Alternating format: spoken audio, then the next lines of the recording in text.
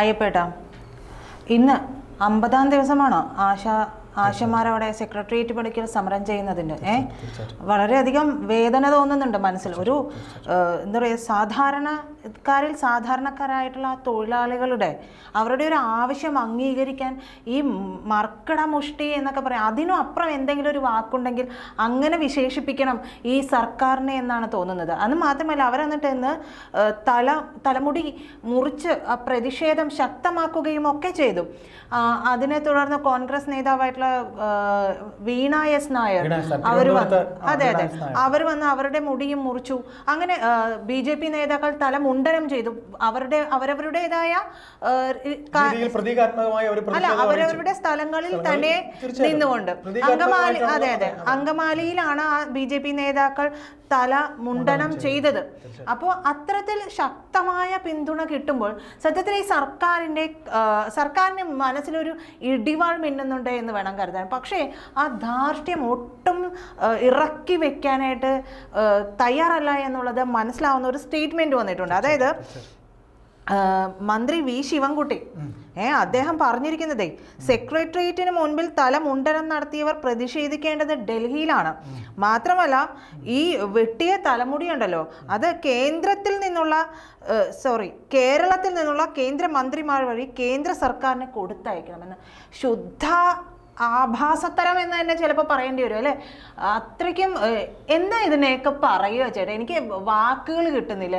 ഇത്രയ്ക്കും ഒരു സമരത്തെയൊക്കെ ഇങ്ങനെ അവർ അവഹേളിക്കുക അല്ലേ?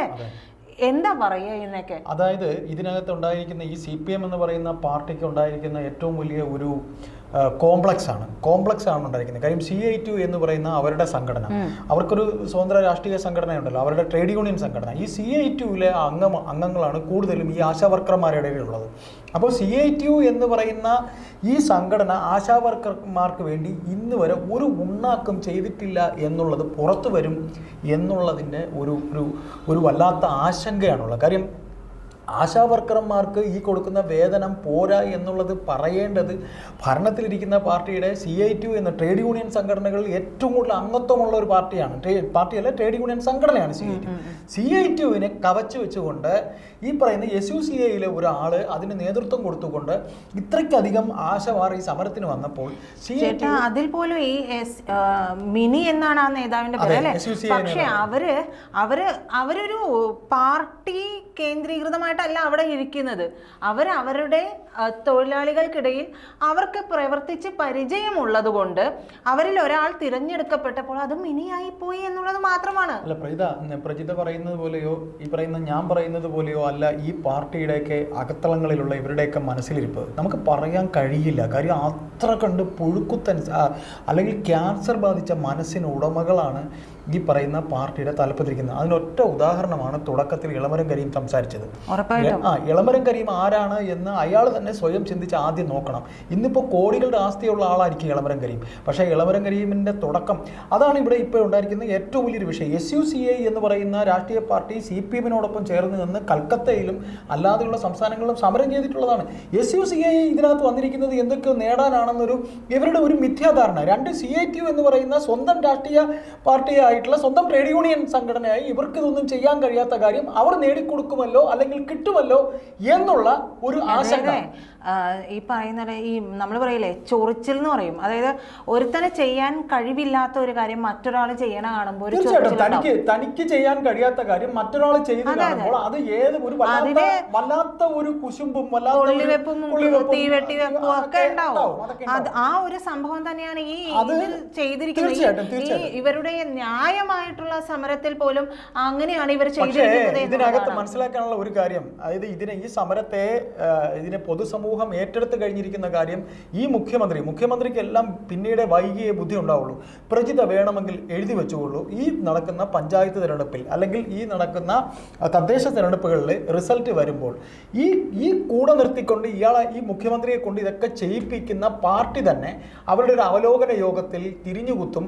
മുഖ്യമന്ത്രിയും ഗവൺമെന്റും പാർട്ടിയും ഈ സമരത്തെ നേരായ രീതിയിൽ കാണാത്തത് കൊണ്ട് സ്ത്രീജനങ്ങളുടെ വോട്ട് തങ്ങൾക്കെതിരെയായി വന്നു. അതുകൊണ്ടാണ് ഈ വിധിയെഴുത്തുണ്ടായത് എന്ന് ഉണ്ടായില്ല എന്നുണ്ടെങ്കിൽ ഈ സമൂഹം, കേരള സമൂഹം ഇപ്പോൾ കാണിക്കുന്ന പ്രതിഷേധത്തിന് യാതൊരു അർത്ഥവും, അതായത് യാതൊരു അർത്ഥവും ഇല്ലാതായി പോകും. ഈ ആശമാരുടെ സമരത്തിന് ഈ കേരള സമൂഹവും ഇവിടുത്തെ സാമൂഹ്യ മാധ്യമവും മീഡിയകളും മെയിൻ സ്ട്രീമും ഈ നൽകുന്ന സപ്പോർട്ട്. ഒരു ആശാവർക്കർ ചോദിക്കുന്നുണ്ട്, ഇതിനാണോ സാറേ ഞങ്ങൾ ജയിപ്പിച്ചു വിട്ടതെന്ന്. അവരുടെ ഉള്ളിൽ നിന്നുള്ള കരച്ചിലാണത്. അല്ല പ്രജിത, 50 വയസ്സിന് കൂടുതലുള്ളവരും 50 വയസ്സുള്ളവരും 50 വയസ്സിന്റെ തൊട്ട് താഴെയുള്ളവരും, അതായത് 45, 47, 50, 60 അടുക്കുന്നത് വരെയുള്ള സ്ത്രീകളാണ് ആ വന്ന് സമരത്തിന് കിടക്കുന്നത്. അപ്പോൾ ഇന്ന് മുണ്ടനം ചെയ്ത് അവർ പ്രതിഷേധിക്കുക എന്ന് പറയുന്നത് സ്ത്രീകളുടെ പ്രതിഷേധം എന്ന് പറയുന്നത് അതായത് സ്ത്രീകൾക്ക് വേണ്ടി എന്ന് മുക്കിന് പറഞ്ഞിട്ടുള്ള പിണറായി വിജയൻ, ഇത് പിണറായി വിജയന്റെയും ഒരു ചുക്കിനും ചുണ്ണാമ്പിനും കൊള്ളാത്ത വെറും ഷോ കാണിച്ചു നടക്കുന്ന ആരോഗ്യമന്ത്രിക്കും ഇതിന് ഉത്തരം പറയേണ്ടി വരും. ചേട്ടാ, അതിൽ മറ്റൊരു കാര്യം കൂടിയുണ്ട്. നങ്ങേലിയുടെ സമരം, നങ്ങേലിയുടെ പ്രതിഷേധം ഉയർത്തി കാണിച്ച് വോട്ട് ചോദിച്ച പാർട്ടിയാണ് ഈ പറയുന്ന ആശമാർ മുടി മുറിച്ചപ്പോൾ അത് കേന്ദ്രത്തിന് അയച്ചു കൊടുക്കുക എന്ന് പറയുന്നത്. ചൂലെടുത്ത് അടിച്ചോടിക്കേണ്ട അവസ്ഥ വരും. ശിവൻകുട്ടിയെ പോലെ ഒരു, അതായത് ഈ ശിവൻകുട്ടി എന്ന നേതാവിന്റെ വളർച്ച, ഞാൻ തിരുവനന്തപുരത്തുള്ള ഒരാളാണ്. ശിവൻകുട്ടി എന്ന നേതാവ് എങ്ങനെയാണ് വളർച്ചയുടെ പടവുകൾ കയറിയതെന്നും ശിവൻകുട്ടി എന്താണെന്നും ഞങ്ങൾക്ക് എല്ലാവർക്കും അറിയാം. അയാൾ മോശക്കാരനല്ല എന്നല്ല പറഞ്ഞത്. ശിവൻകുട്ടി ആർക്കോ വേണ്ടി സംസാരിക്കുന്നതാണ്. തിരുവനന്തപുരത്തെ ഒരു MLA, തിരുവനന്തപുരത്തെ ഒരു മന്ത്രി, അദ്ദേഹം ആർക്കോ വേണ്ടി സംസാരിക്കുന്ന കാര്യം ഇതൊക്കെ കണക്ക് കൊടുക്കാനുള്ളതാണ്. പ്രജിത എന്തായി പറയുന്നത്? അതായത് തിരുവനന്തപുരത്ത് സെക്രട്ടേറിയറ്റിൽ ഇത്തരത്തിലൊരു സമരം നടക്കുമ്പോൾ തിരുവനന്തപുരത്തെ MLA ആയിരുന്ന, തിരുവനന്തപുരത്തെ മന്ത്രിയായിട്ട് മന്ത്രിസഭയിലുള്ള എന്തുകൊണ്ട് ശിവൻകുട്ടി സംസാരിച്ചില്ല എന്ന് പാർട്ടി കമ്മിറ്റിയിൽ ശിവൻകുട്ടിക്ക് ഉത്തരം മുട്ടേണ്ടി വരും. എന്തുകൊണ്ട് പറഞ്ഞില്ല? അതും ഒരു ചോദ്യം വരും. 2, ബാലഗോപാൽ ഇതുവരെ ഒരു അക്ഷരം വേണ്ടിയിട്ടില്ല.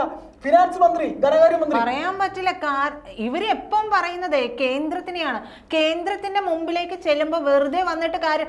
നിർമ്മല സീതാരാമൻ ബ്രിട്ടാസിനെ വായിലിട്ട് കൊടുത്തു എന്ന് പറയാൻ, അണ്ണാക്കിലിട്ട് കൊടുത്തു എന്ന് പറയേണ്ടി വരും. കൃത്യമായിട്ട് കണക്ക്. നിങ്ങൾ ഇവിടെ വന്നത് എന്തിനാണ്? നിങ്ങളുടെ കയ്യിൽ കണക്കുണ്ടോ? ഇവിടെ എന്റെ കയ്യിൽ എല്ലാ കണക്കുമുണ്ട്. നിങ്ങൾ കണക്ക് വെച്ചിട്ട് സംസാരിക്കാൻ പറഞ്ഞപ്പോ ഉണ്ടല്ലോ, ഈ പോയവരുടെ എല്ലാവരുടെയും വായിൽ പിരിവെട്ടിപ്പോയി, വായടച്ചു. ഏതായാലും NRHM എന്ന് പറഞ്ഞുകൊണ്ട് ഇവിടെ ഒരു സംഭവം ഉണ്ടല്ലോ. അവിടെ എന്താ നടക്കുന്നത്? അവിടെ എന്താ ശരിക്കും നടക്കുന്നത്? ഈ വരുന്ന ഫണ്ട്, ആ ഫണ്ടിന്റെ വിനിയോഗിക്കൽ ഒക്കെ ഉള്ളത് NRHM-ലാണ്. NRHM-ലെ ഉദ്യോഗസ്ഥരൊക്കെ ഇവരുടെ പിണിയാളുകളാണ്. ഈ മന്ത്രിസഭയിലുള്ളവരുടെയും മന്ത്രിസഭയിലെ മന്ത്രിമാരുടെ ബന്ധുക്കളും അവരും ഇവരൊക്കെ വർഷങ്ങളായിട്ട് കോൺട്രാക്ട് ബേസിൽ അവിടെ ഇരിക്കുന്നത്. ഞങ്ങൾക്കറിയാം NRHM-ൽ എന്താ സംഭവിക്കുന്നതെന്നുള്ള. 10 കൊല്ലമായി ഭരിക്കുകയാണെങ്കിൽ 10 കൊല്ലമായി കോൺട്രാക്ട് ബേസിൽ ലക്ഷങ്ങൾ ശമ്പളം വാങ്ങിക്കുന്ന ആൾക്കാർ NRHM-ലുണ്ട്. അപ്പോൾ ഈ കൊടുത്ത കണക്കിനെ സംബന്ധിച്ച് വ്യക്തമായി പച്ചരയും കത്തിരിയും പോലെ കണക്ക് കൊടുക്കാൻ വീണ ജോർജിന് കഴിയുമെന്നുണ്ടെങ്കിൽ വീണ ജോർജ് കൊടുക്കട്ടെ. ഇതുവരെ കൊടുക്കാൻ പറ്റിയില്ലല്ലോ. അപ്പൊ മുടി മുറിച്ചത് കേന്ദ്രത്തിലോട്ട് അയക്കണോ, അല്ലെങ്കിൽ അത് കേരളത്തിൽ വീണ ജോർജിന്റെ ക്യാബിനിലേക്ക് കൊണ്ടുപോയി ഇട്ട് കൊടുക്കണം?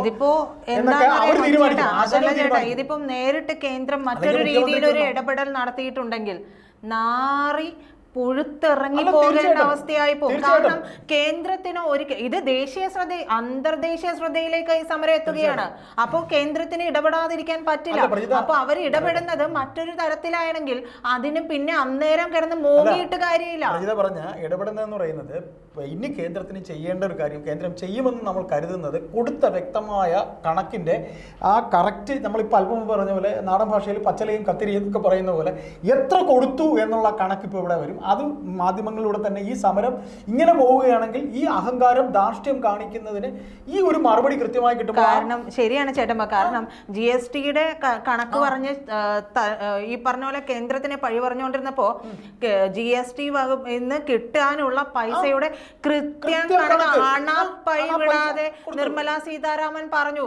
സീതാരാമൻ അത് പറഞ്ഞതോടുകൂടി ഇവിടെ വായടച്ചു. അല്ല, ഇവിടുന്ന് ഉപദേശകര് പറഞ്ഞ് കേന്ദ്രത്തിനെതിരെ കേരളം സുപ്രീം കോടതി പോയി. കാശ് കിട്ടാനുള്ളത് പോയി, ഉള്ളതും പോയി. അതും പോയി. കേസ് ബാധിച്ച കാശ് ആരുടെ കാശ്? നമ്മുടെ കാശ്.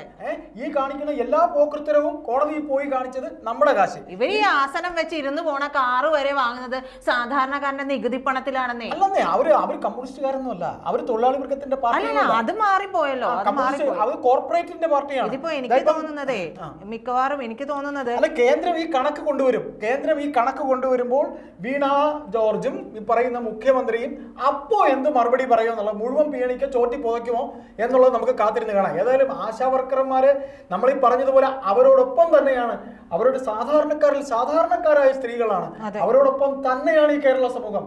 മുഖ്യമന്ത്രിയുടെ അഹങ്കാരം ഈ പറയുന്ന ഇന്ന് 50-ാം ദിവസം മുടിമുറിച്ചു എന്നുണ്ടെങ്കിൽ കൃത്യം ഒരു 10-15 ദിവസത്തിനകം തന്നെ അദ്ദേഹത്തിനെ നാട്ടിക്കുന്ന, ഈ സർക്കാരിനെ നാട്ടിക്കുന്ന ആ കൃത്യം കണക്ക് വരും.